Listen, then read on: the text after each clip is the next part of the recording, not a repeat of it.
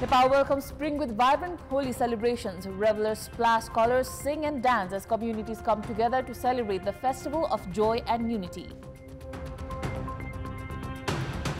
Government accumulates 290 billion rupees in domestic and foreign debt in just 7 months. Special court confirms financial misconduct in Nepal Airlines and the Nepal Telecommunication Authority. US President Donald Trump vows to impose more tariffs in retaliation against EU and Canada. Trump says Ireland uses its tax policies to lure away pharmaceutical and other companies from the US. And Real Madrid beats Atletico 4-2 in penalty shootout to reach Champions League quarters. Arsenal and Borussia Dortmund also advanced to the last 8.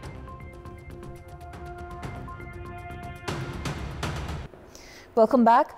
Phagu Purnima, also known as Holi, the vibrant festival of colors, is being celebrated today across various parts of Nepal, including the Kathmandu Valley. This annual festival, observed on the full moon day of the Nepali month of Phagun, signifies the arrival of spring. People across the country are marking the occasion by playing with colors, singing, dancing and sharing festive meals. The festival is rooted in Hindu mythology, particularly the legend of Hiranyakashyap and his son Prahlad.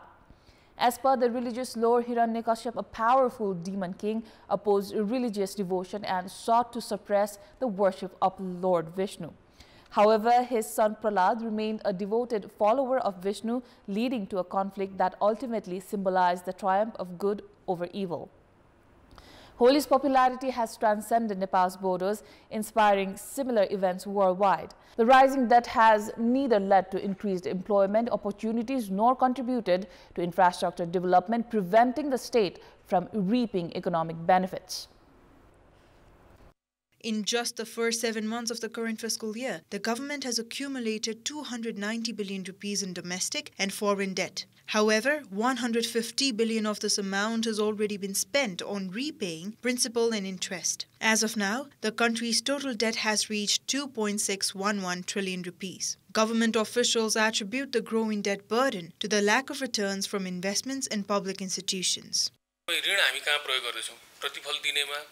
हैन हाम्रो चाहिँ राष्ट्रिय गौरवको आयोजनाहरु जसले शिक्षा स्वास्थ्य रोजगारी लगायतका समग्र भनौं न हाम्रो चाहिँ एउटा आर्थिक सामाजिकमै तपाईको चाहिँ ठूलो योगदान दिने खालका आयोजनाहरुमा हामीले लगानी गरेका छौं त्यस्तो ऋणले त्यो जीडीपी को जति % पुगे पनि त्यसले रिटर्न दिन्छ एउटा लामो लिस्ट छ हाम्रो सार्वजनिक संस्थानमा नेपाल सरकारको लगानी ऋणमा होस् तपाईको शेयरमा होस् त्यसबाट प्राप्त हुने प्रतिफलहरु त्यति राम्ररी प्राप्त भएको अवस्थाहरु छैन अब त्यसको भार अहिले जोडिदै गएर अहिले यहाँले भने जस्तै 26 खर्ब पुगिसक्यो Apart from public institutions, overall investments have failed to generate sufficient returns. As a result, public debt has been increasing in proportion to the national economy. By mid-January, the debt size had reached 2.611 trillion rupees, which is 45.77% of the country's gross domestic product, GDP. However, the use of this debt in capital formation and development projects has remained ineffective. 10 years ago, Nepal's public debt was 27.92% of GDP, which increased to 40.7% 5 years ago and now stands at 45.77%. Economists argue that while public debt of up to 50% of GDP is considered reasonable for a country like Nepal, the inability to use borrowed funds for capital formation is a cause for concern. चिन्ता गर्नुपर्ने कुरा चाहिँ यसको प्रयोग हो ऋणले नेपाली अर्थतन्त्रलाई विस्तार गर्यो कि गरेन ऋणले हाम्रो निर्यातलाई बढायो कि बढाएन हैन ऋणले रोजगारी राजस्वको आधार तयार गर्यो कि गरेन भन्दा त्यो चाहिँ केहीमा पनि गरेको छैन हाम्रो पुँजी निर्माण वृद्धि दर भन्दा ऋणको वृद्धि दर बढी छ पुँजी निर्माण भनेको चाहिँ के हो भने सडक कल कारखाना एयरपोर्ट यो राष्ट्रको पुँजी हो नि त हैन हामी कहाँ छैन बन्दरगाहहरु रेलवेहरु हैन त्यसको तुलनामा हेर्नुभयो भने त्यो चाहिँ जीडीपी को तुलनामा घट्दै घट्दै गइरहेछ After taking public debt, the government should increase investment in public infrastructure development. Increased investment in infrastructure leads to job creation, reducing the number of Nepalese seeking foreign employment. However, the government's failure to invest in infrastructure has resulted in nearly 2,000 Nepalese leaving for foreign employment daily. Although the size of public debt is increasing relative to the economy, capital formation is shrinking. In the fiscal year 2020-21, capital formation was 33.8% of GDP, but it has now declined to 25%. Generally, governments repay public debt using revenue collections. However, in Nepal's case, new loans are being used primarily to pay off old debt and interest. When the current government assumed office in mid-July last year, the country's total public debt stood at 2.434 trillion rupees. Over the past 7 months, the government has raised 229 billion rupees in domestic debt and 61.42 billion in foreign debt, totaling 290 billion. Of this, 150 billion has already been spent on repaying old loans and interest. The majority of high-ranking officials in government institutions such as Nepal Airlines Corporation and the Nepal Telecommunication Authority have been accused of corruption. The special court has ruled that there was financial misconduct in the procurement of telecommunication equipment and aircraft for Nepal Airlines. However, despite these officials being appointed by the government and later found guilty of corruption, no steps have been taken for institutional reforms. On February 6, the special court found 2 former chairpersons and other officials of Nepal Telecommunication Authority guilty of corruption in the procurement of MDMS system.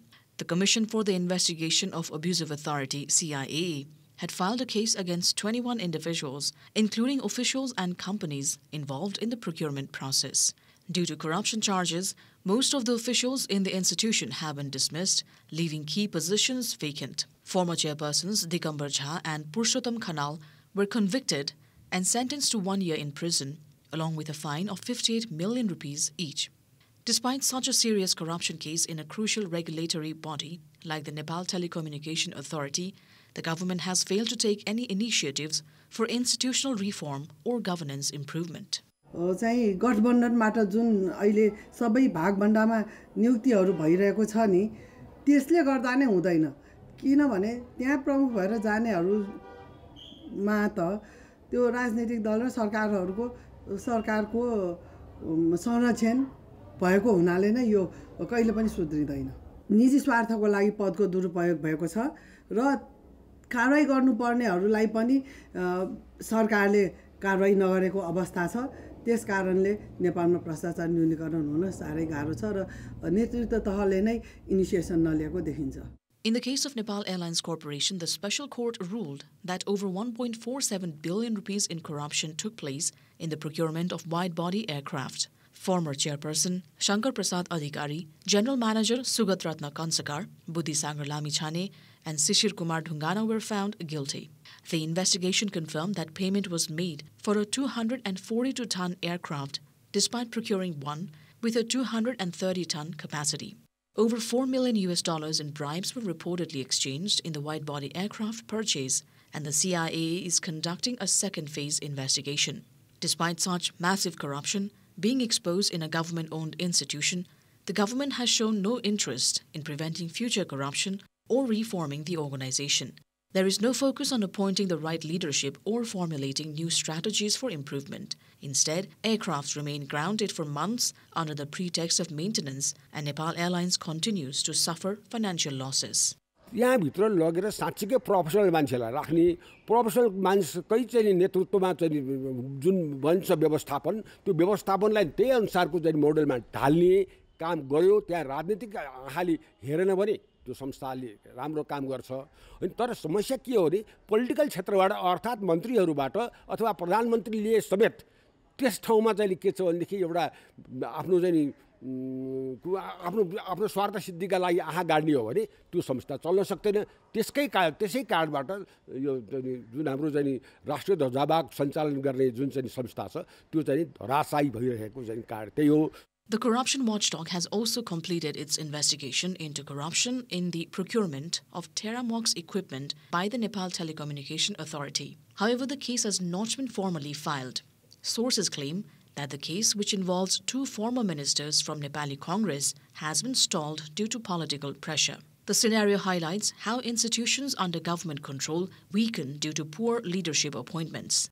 Instead of focusing on reforming weak institutions, the government appears more interested in removing effective leaders such as Managing Director of Nepal Electricity Authority, Kulman Khesing, despite the organization booking significant profits.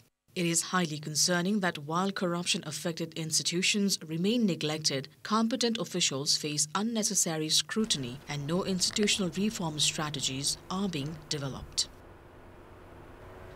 It is time for our segment Public Pulse, where you text us with your opinion. Public Pulse. Here's today's question: why has the government lacked attention towards reforming institutions crippled by corruption? Your options are A. Apathy towards good governance, B. Making institutions recruitment centers, or C. Incapable leadership. The voting is on. Type NEWS selector option A, B or C and send it to 34001 to share your opinion with us. In our Public Voice segment, we have asked in several provinces what is the reason for sluggishness in development and construction works. Let's take a look at what they had to say.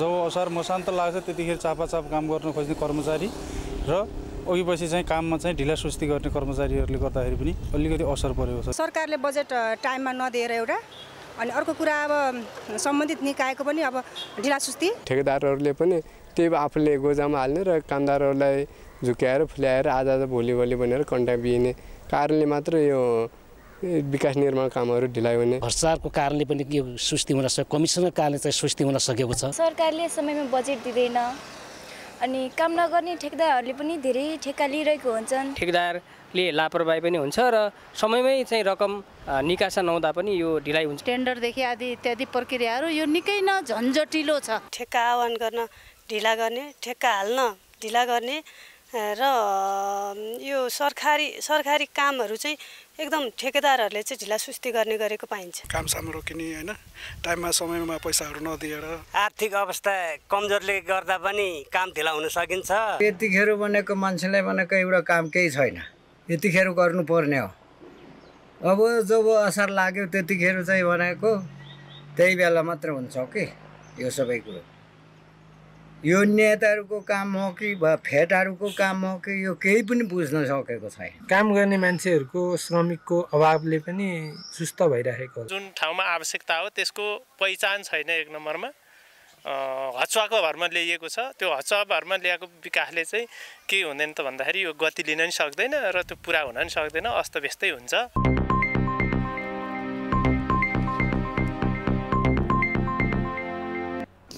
Following a Kantipur television report on 6th of March highlighting complaints from students at Aviatrice Nepal School of Technology, the Kathmandu Metropolitan City conducted an inspection of the institution yesterday to find that it has been operating without necessary registrations and that the students, as they claimed, were deceived. During an inspection conducted by Kathmandu Metropolitan City of Aviatrice Nepal School of Technology, the institution failed to present any of the documents required by the Metropolitan Office. It was also confirmed that Aviatrice Nepal is not registered with KMC as mentioned in the Kantipur TV report. Aircraft maintenance engineering भनेर राख्नु भएको रहेछ। तपाईले त्यो engineering भन्नुभएको छ, diploma भन्नुभएको छ, कहाँबाट तपाईले अनुमति लिएर चलाउनु भयो भन्दाखेरि उहाँले हैन डिप्लोमा पनि हैन इन्जिनियरिङ पनि हैन, हाम्रो चाहिँ एउटा कोर्स मात्र हो भनेर भन्नुभयो।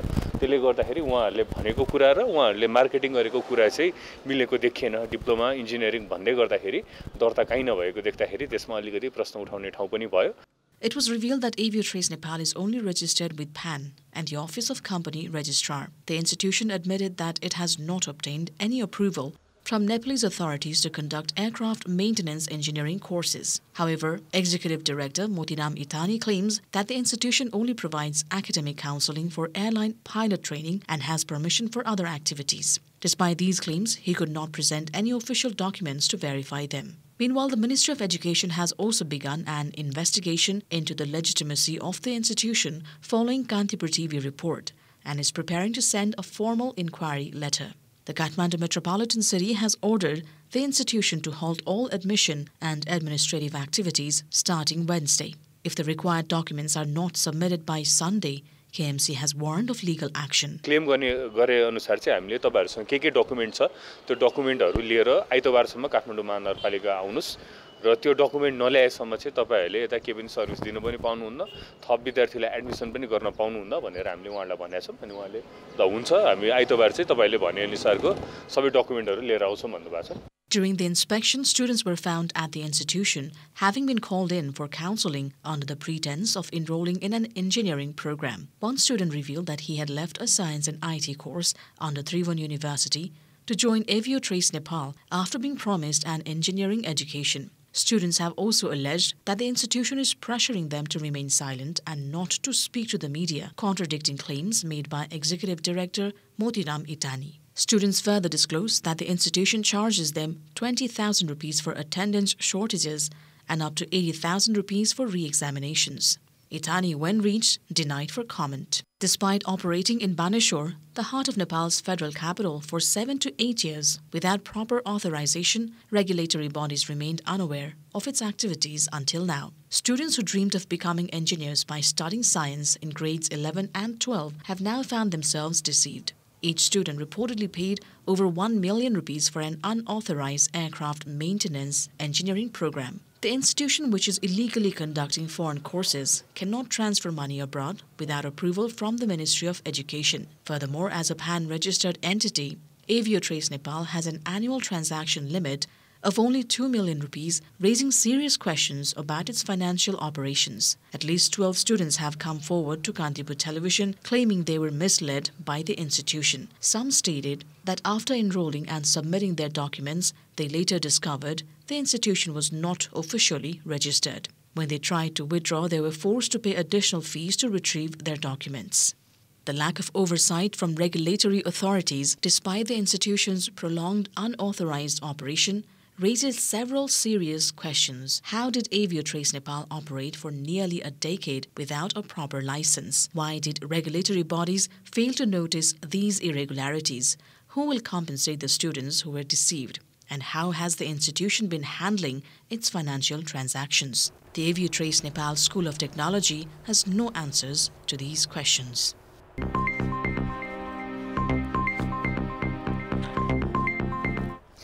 US President Donald Trump has pledged to impose more tariffs after his latest move to introduce import taxes on steel and aluminum entering the US prompted retaliation from the European Union and Canada. At the start of a meeting with Irish Prime Minister Michel Martin in the Oval Office, Trump said Ireland, a member of the European Union, was among countries taking advantage of the United States.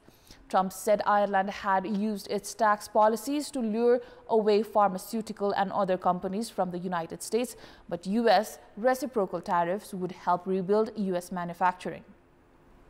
Trump vowed to respond to the European Union's threat to impose counter tariffs on 26 billion euros worth of U.S. goods from the next month. The threat marked a further escalation of a trade war which has rattled financial markets amid concerns over the impact on the economies and consumers in many countries around the world, including the U.S. Trump moved forward with a plan to widen U.S. tariffs on steel and aluminum, imposing a blanket duty of 25% and ending exemptions that the U.S. had previously granted for shipments from some countries. This followed an order earlier this month that raised levies on Chinese imports into the U.S. to at least 20%. Trump has also threatened tariffs, which are taxes applied to goods as they enter a country on a range of more specific items, including copper, lumber, and cars. Leaders in Canada and Europe called the new metals taxes unjustified and struck back with their own tariffs on a range of U.S. products.